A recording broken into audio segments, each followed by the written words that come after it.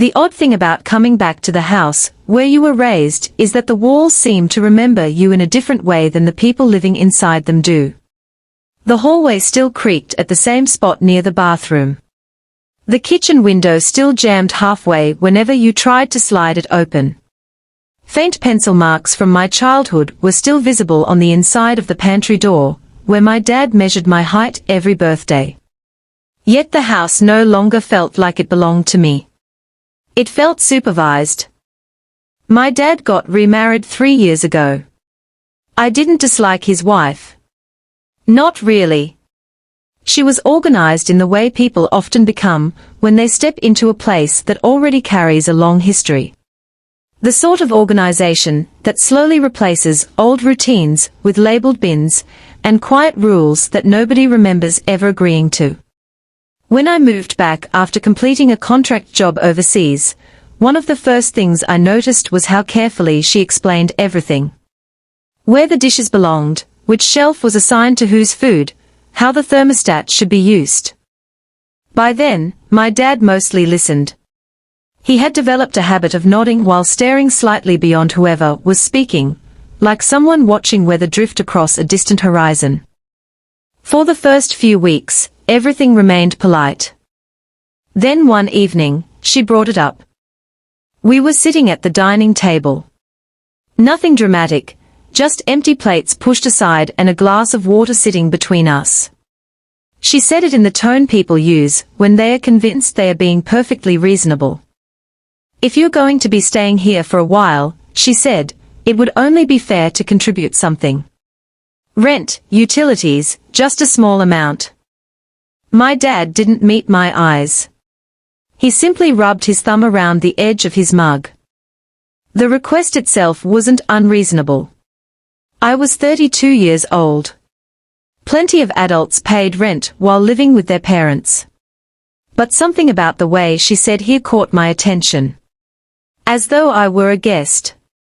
As though the house now revolved around a different center. I nodded. Okay, I said. And that was the end of it. The first payment wasn't much, only a few $100s. I transferred it without making an issue of it. She appeared relieved. As the months passed, the arrangement became routine. She began referring to things as our house rules. Nothing hostile, just little corrections. Lights left on. Groceries placed in the wrong spot. Laundry running too late at night. It wasn't aggression. It was management. The interesting part was my dad. Every now and then, I'd catch him observing those conversations the way someone watches a movie they've already seen and aren't sure whether they should reveal the ending. But he never stepped in. The truth was that the paperwork tied to the house belonged to a very different period of our lives. 5 years earlier, my dad's construction company collapsed during a particularly rough winter. Contracts disappeared. Debts accumulated faster than anyone expected. For a while, the house itself came dangerously close to becoming part of the fallout. At the same time, I had just started earning good money through remote consulting work. The money moved quietly. Lawyers became involved. Banks prefer solutions that appear stable on paper. So the simplest path was obvious: refinance, restructure, and temporarily transfer ownership. My name was placed on the title.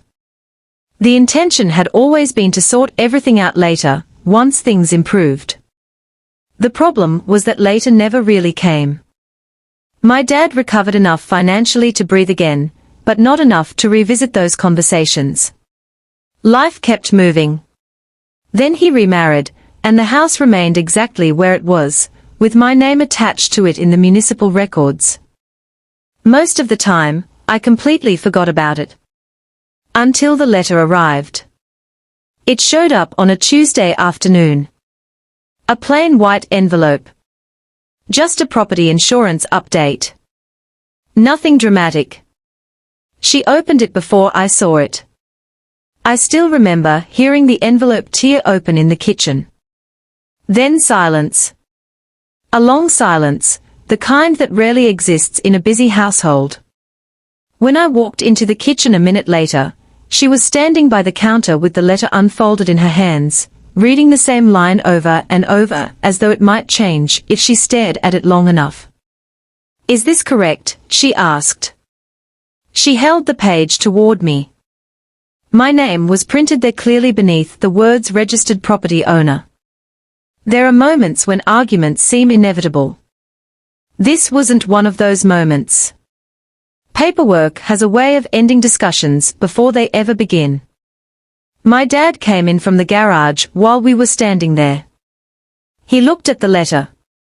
Then at me. Then he leaned against the counter and slowly let out a breath. The kind people release when something they've postponed for years finally catches up with them. "I meant to explain that," he said. "Not to me. To her." The explanation took about 5 minutes. Financial problems. Refinancing. Temporary legal ownership during recovery.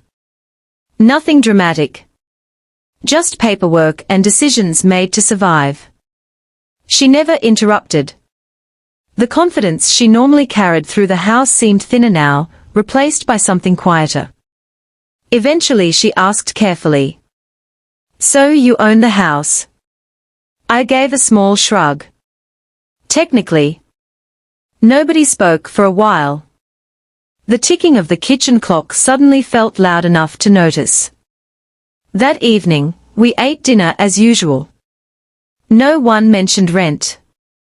The following month passed without any request for payment.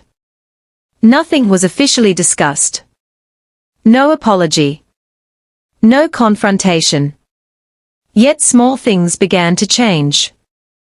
The house rules became less rigid. Questions replaced instructions. My dad seemed lighter somehow, as though a weight he'd been carrying between two people had finally settled into place. I didn't reclaim anything. I kept the same bedroom. The same habits. The same routines. As it turns out, ownership doesn't feel much like power when it involves the people who raised you. It feels more like a quiet responsibility sitting silently behind every conversation. A few weeks later, late one night, I walked through the house after everyone else had gone to sleep. The hallway still creaked in the exact same spot. The pantry door still carried those faded pencil marks. I stood there looking at them for a long time. The strange thing about owning a house like this is that it doesn't erase any of the versions that came before it. It simply means you're the person responsible for whatever comes next. And sometimes the most difficult part of that responsibility is choosing not to use it.